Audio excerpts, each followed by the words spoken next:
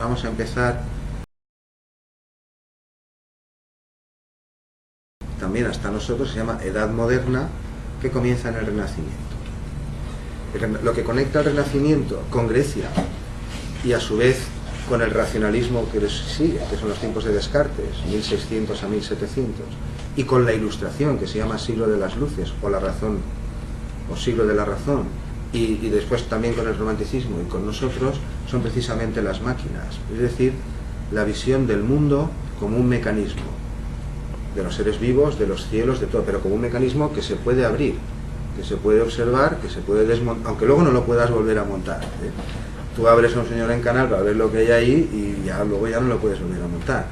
Pero es la idea de que el cosmos, como decían los griegos, no decían universo, decían cosmos, lo que tiene orden y proporción y esas cosas, criaturas vivas, los cielos, la naturaleza, lo que vemos que es periódico y ocurre de un modo, todo eso es un gran mecanismo que, aunque no sea evidente a los sentidos, como pasaba con la serie armónica. ¿Por qué siempre longitudes constantes dan intervalos constantes? Pues porque hay un orden oculto quiere decir que está más allá de lo que los sentidos pueden percibir. Todo esto ya lo aclaramos y no vamos a insistir, pero esa es la línea precisamente que une el Renacimiento con lo que llamamos Edad Moderna, los 5 siglos que vienen después. Es decir, observar el mundo, ahora sí, medirlo con cantidades y después extraer las leyes correspondientes. Este es el método científico según lo formuló Francis Bacon. Hoy pues es más refinado y tenemos muchas ciencias más, pero lo esencial, si uno quiere comprobar las cosas, quitar creencias y apariencias y quedarse con lo esencial, es observar, anotar lo que observas, y cuando ya tienes un buen listado de observaciones, pues ahí lo miras. Si se pueden deducir cosas, las deduces, y si no, sigues observando. Es decir, el mundo como un mecanismo fue también la visión de Grecia y también la de los renacentistas, que se llaman así, ya saben que también se dio en el examen, por la misma razón. No solo Leonardo, muchos renacentistas diseñaron muchísimas máquinas, fundamentalmente de guerra, para todas estas cortes renacentistas ricas, como la que hemos visto en el programa de historia, la ópera, y las primeras óperas y todas esas cosas.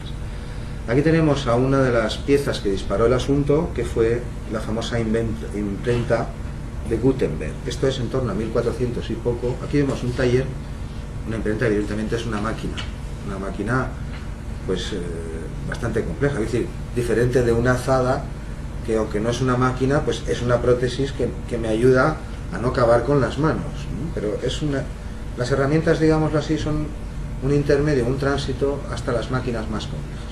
O dicho de otro modo, una máquina, como decían los antiguos, un órgano no es un conjunto de herramientas ensambladas que pueden desplegar grandes fuerzas o grandes pesos.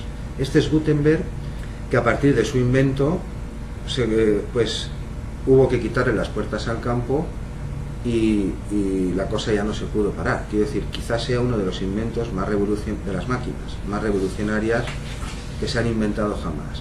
Desde la caída de Roma, un mundo en el que había muchos, no digo libros como hoy, pero muchos documentos y circulaban, y muchas cosas, hasta los tiempos de Gutenberg, la Iglesia tuvo un control absoluto y total sobre todo lo que se publicaba.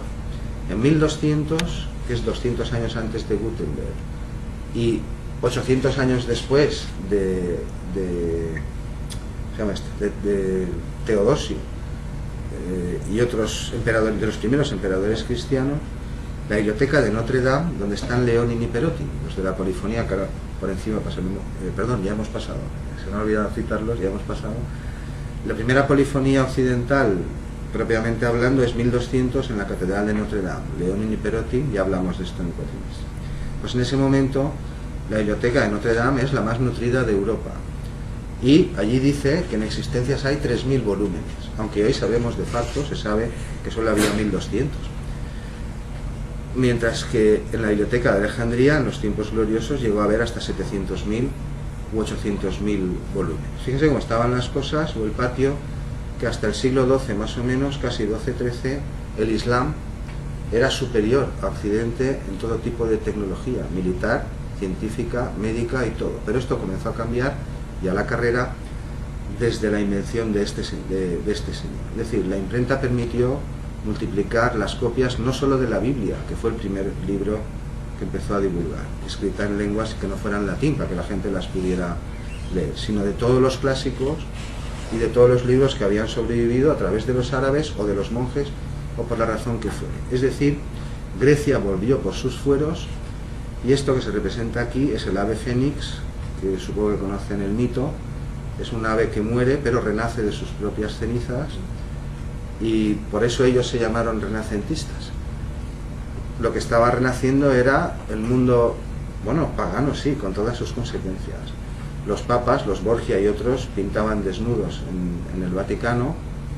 No hay que entender desnudos como lo entendemos hoy, sino pintaban figuras clásicas como las entendían los griegos y los romanos, y Europa volvió sus ojos de nuevo a Grecia, no a la Edad Media, sino a Grecia, y consecuentemente llamó Edad Media a el tiempo que mediaba entre la caída de Roma y ellos mismos.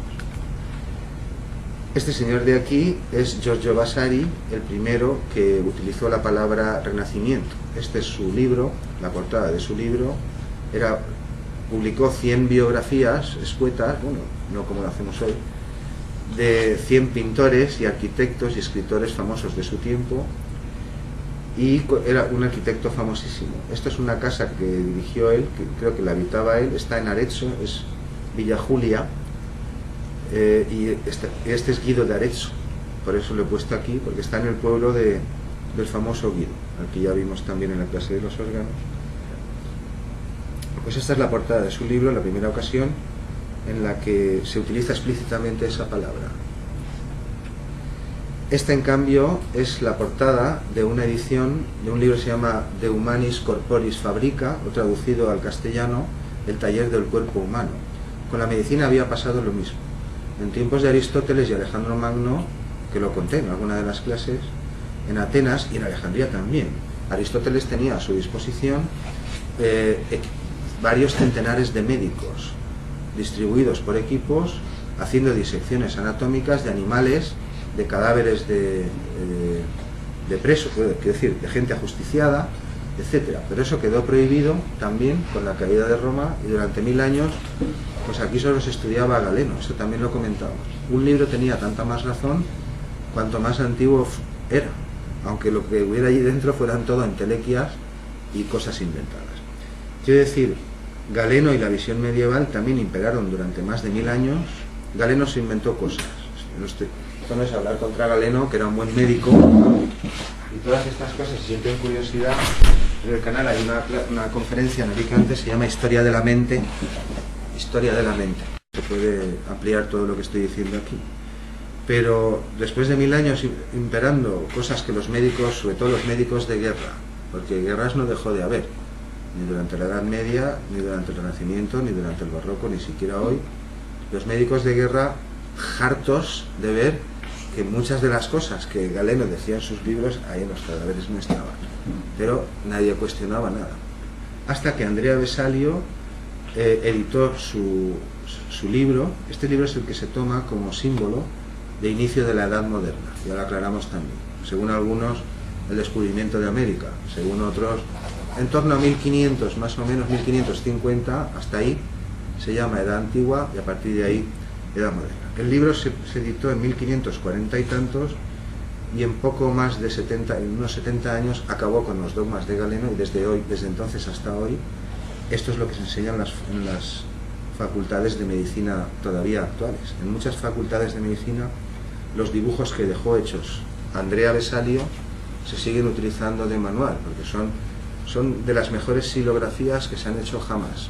Esto dicho todavía por artistas actuales. Pues lo que se ilustra aquí es una lección de anatomía, una disección de un cadáver, y el que está aquí diseccionando es Galeno. Este señor, tal como acabó sus estudios, al día siguiente le ofrecieron la cátedra de anatomía, creo que era de Padua, no recuerdo exactamente de la ciudad, y la ocupó. Sin embargo, fue también perseguido y denunciado por sus propios tutores en ocasiones, una historia que, en fin, suena demasiado. Y al final parece que no murió directamente por la Inquisición, pero sí en un naufragio, bueno, una cosa un poco extraña. Perseguido estuvo, como muchos. Leonardo también Lo que pasa es que a Leonardo le protegía al Papa, pero quiero decir, Leonardo y Miguel Ángel también tienen dibujos anatómicos. ¿Y cómo los hacían? Pues comprando cadáveres y por las noches en sus talleres de pintura y de arquitectura, abriéndolos y dibujando lo que veían. Así los hicieron. Este de aquí es este de aquí es un dibujo de la vena cava. No lo puedo ampliar, pero es un dibujo con un detalle terrible. Es una vena, solo una vena. Es decir, la vuelta de la sangre hasta el corazón, y compone una figura humana. Tiene otros. Oye, hay que dibujar bien. También tiene algunos pequeños errores y algunas cosas, pero sus láminas siguen siendo utilizadas 500 años después. Y este es un autorretrato de Andrea Vesalio, en el que está enseñando sus diseños, sus dibujos a la autoridad. Está diciendo: acepta mis diseños y si no, arrójame al precipicio. Este es el precipicio.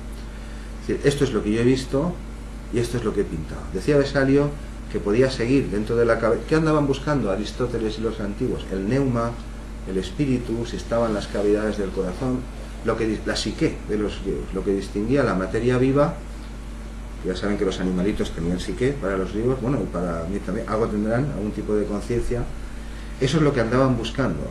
Y Vesalio decía que en sus disecciones él podía seguir. Era fácil observar por dónde iban los nervios, las arterias y las venas, que es por donde se suponía que iba el neuma, el espíritu y todas esas cosas. Pero que él, de todo lo que hablaban los antiguos y galenos, allí no veía nada.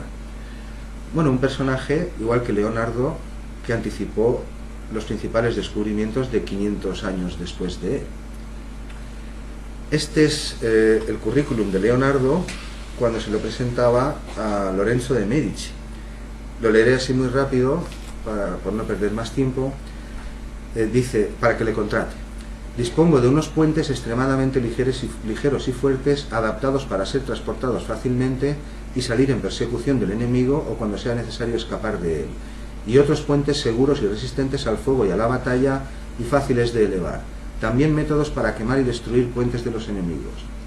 Sé, cuando una plaza ha sido sitiada, sacar el agua de las trincheras, realizar infinitas variaciones de puentes, caminos cubiertos y escaleras y otras máquinas pertinentes en dicha ocasión. Hay una clase sobre máquinas, donde salen máquinas de guerra antiguas, que también la pueden ver, de los romanos, digo.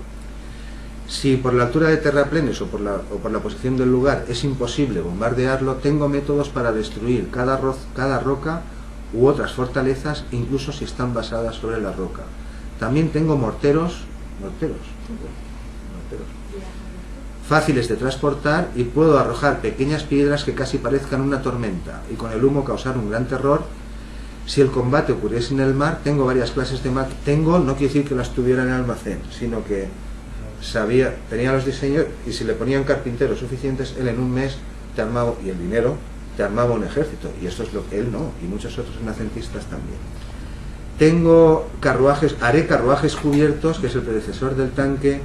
En caso de necesidad construiré cañones, morteros. Bueno, no quiero cansarles con el currículum. Esta es su carta de presentación para que le contraten. Y al final, después de 9 puntos detallando máquinas, mayormente de guerra, dice: en tiempos de paz, ¿no? Por algo lo dirá así, evidentemente no eran los tiempos, pero si hubiera paz, creo que podría proporcionar completa satisfacción, como la de cualquiera, en arquitectura, en diseñar edificios públicos y privados y en guiar agua de un lugar a otro. Puedo realizar escultura en mármol, bronce o arcilla, o pintar cualquier cosa que sea necesario.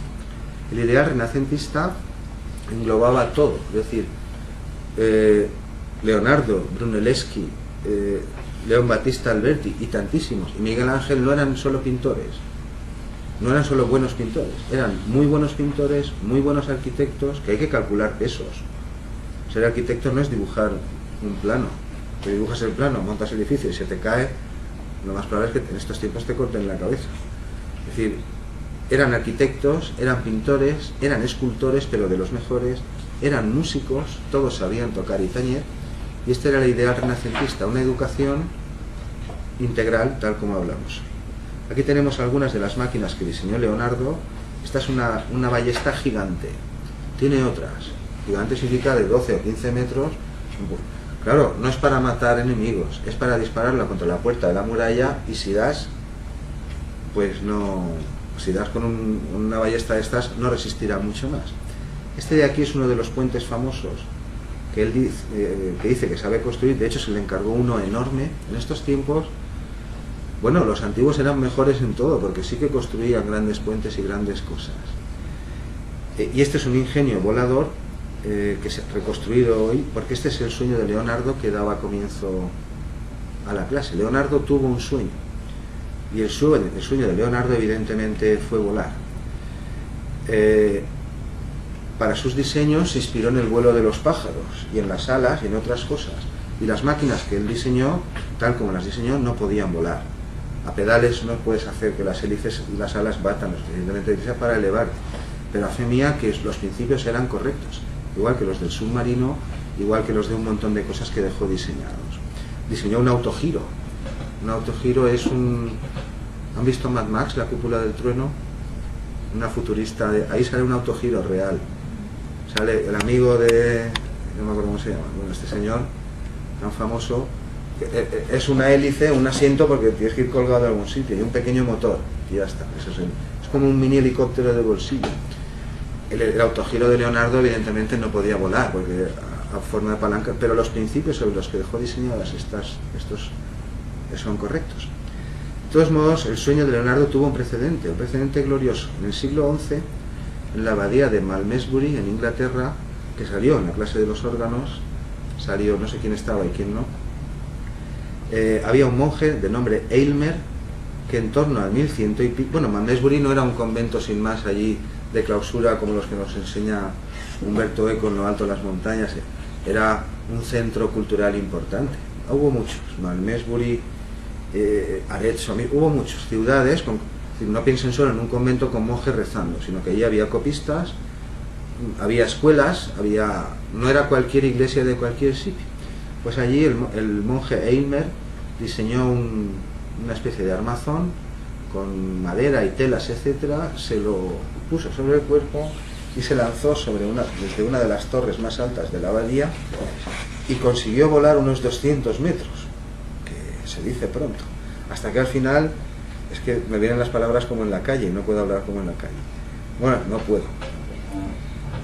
Al final, bueno, se estrelló y se rompió las dos piernas.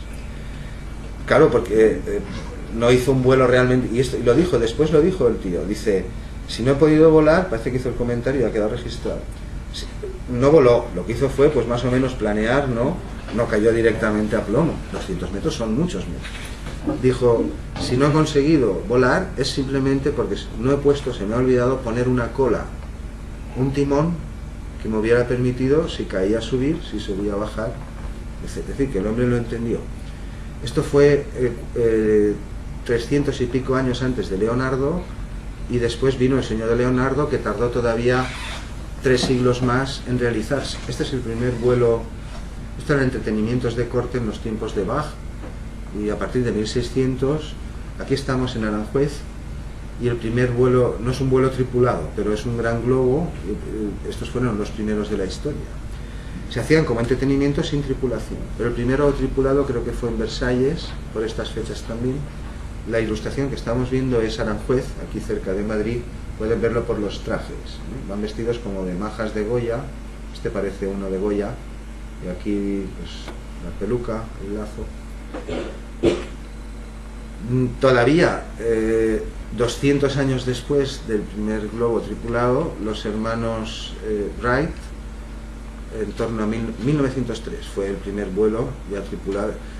Así hablábamos antes también, decían, nada más pesado que el aire puede volar, pero voló. Claro, por medios naturales no, hay que meterle un motor de combustión, una máquina, o 100 batidores, pero claro, tienes que contar con sitios. Sin máquinas no estaríamos aquí, o no estaríamos los mismos que estamos en las mismas condiciones, estaríamos pues de otra manera.